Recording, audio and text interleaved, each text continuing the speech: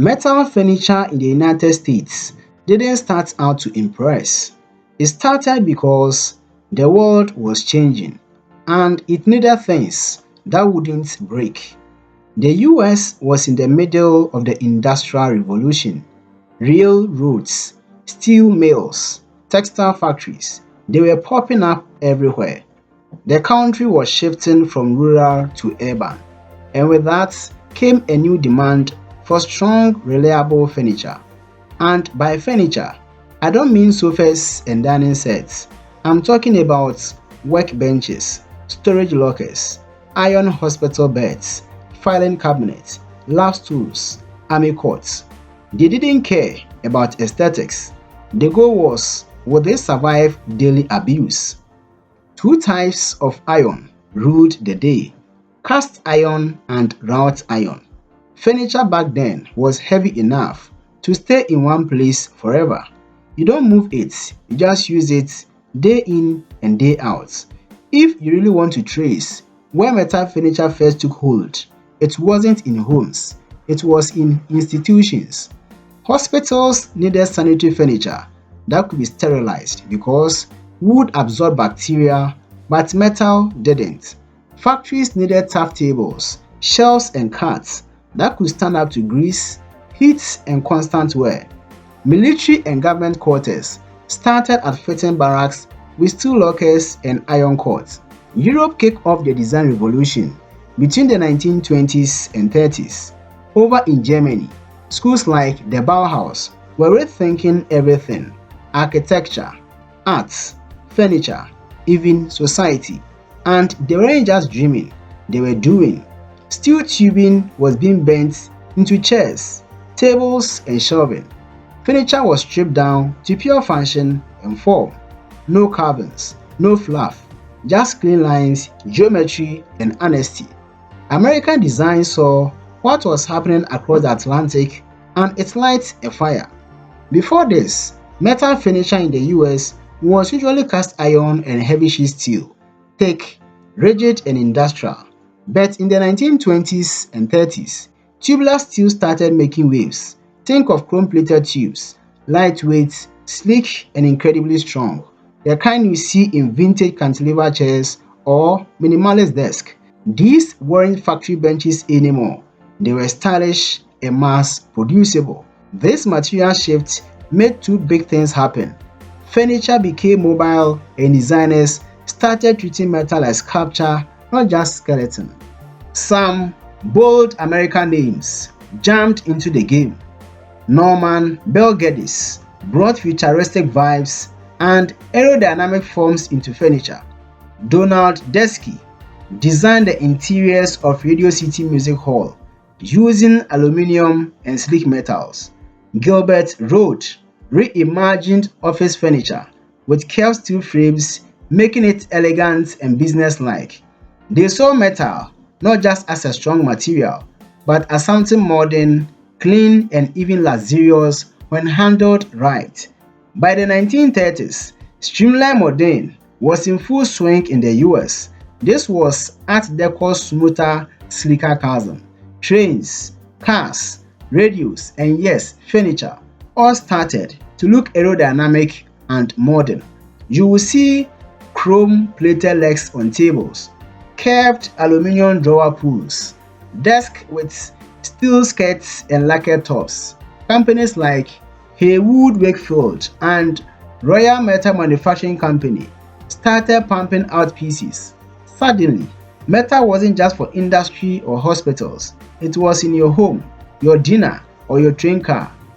We can't talk about this era without mentioning one of the most iconic breakthroughs, the cantilever chair.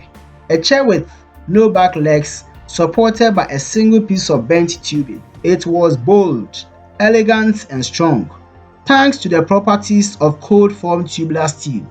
Designers like Marcel Breuer, a Bauhaus alum, inspired the American version, and manufacturers here quickly adapted it. For the first time, people were sitting in metal furniture that felt cool. Coming out of the 1930s and heading into World War II, America was starting to associate metal with sanitation, modernity, and efficiency. Even kitchen cabinets and office desks went full metal during this time. Powder coating wasn't quite there yet, but baked enamels and chrome plating gave everything a clean, shiny surface. By the 1940s, America was at war, and as you can imagine, metal production got redirected fast from furniture to tanks, aircrafts, and ammo. Steel and aluminum were prioritized for the war effort. Furniture makers had to adapt, so designs became more minimal. Materials were rationed, and tank companies even shut down to make equipment for the military.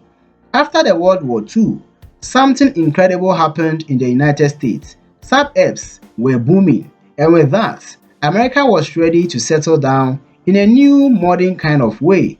The post-war spirit was all about progress, optimism, and mass production, and that gave metal furniture a perfect invitation into living rooms, kitchens, bedrooms, and even backyards.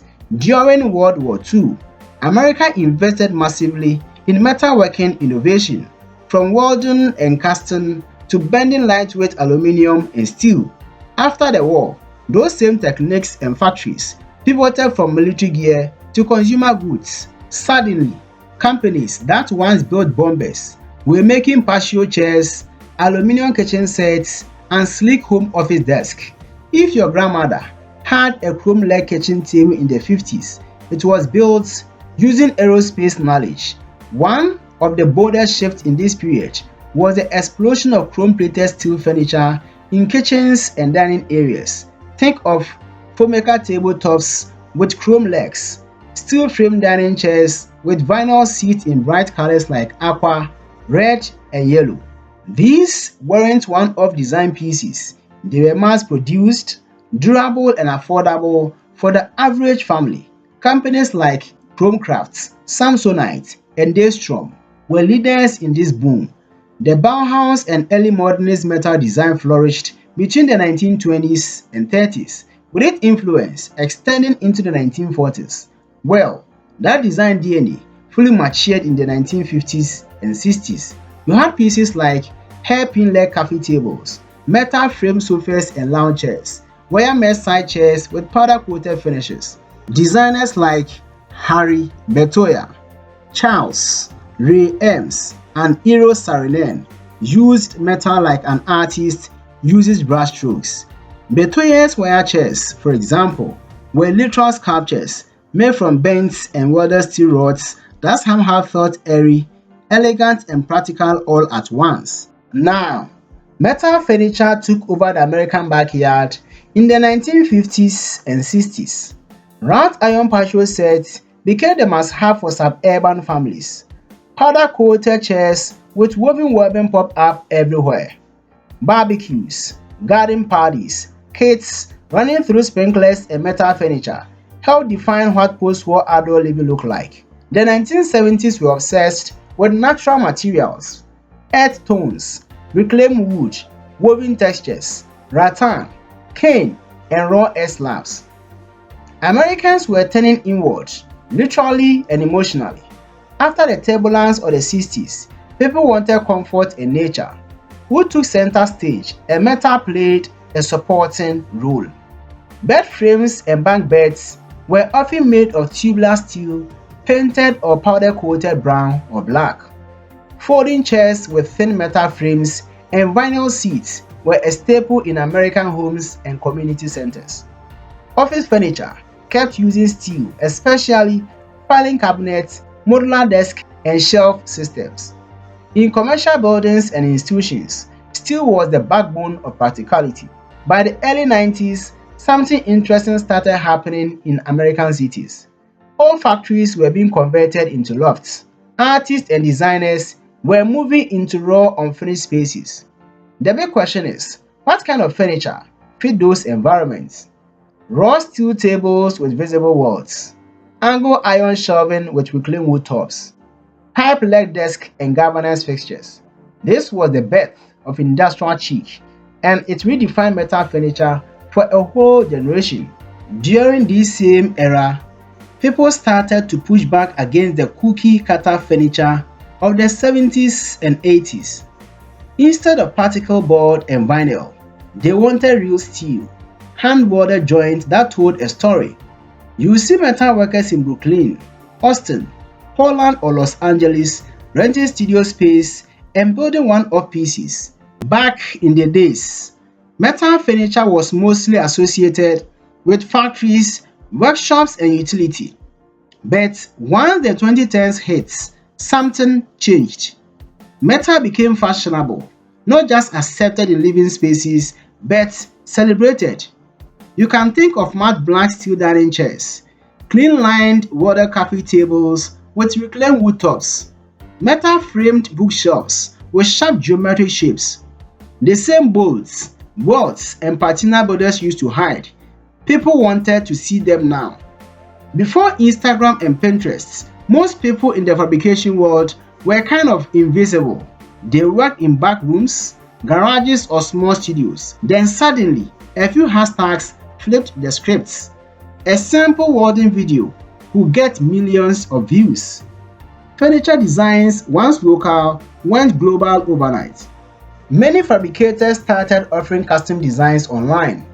A customer in Texas could send in room dimensions and get a digitally rendered, perfectly scaled custom metal dining table shipped in a week.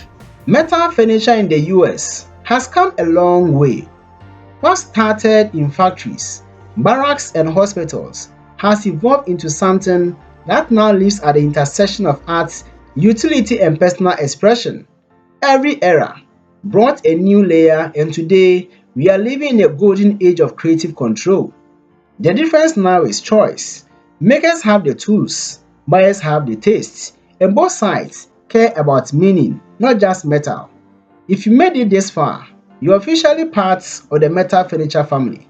Now do me a favor, tap like, hit subscribe, share, and drop your comments. See you in the next video.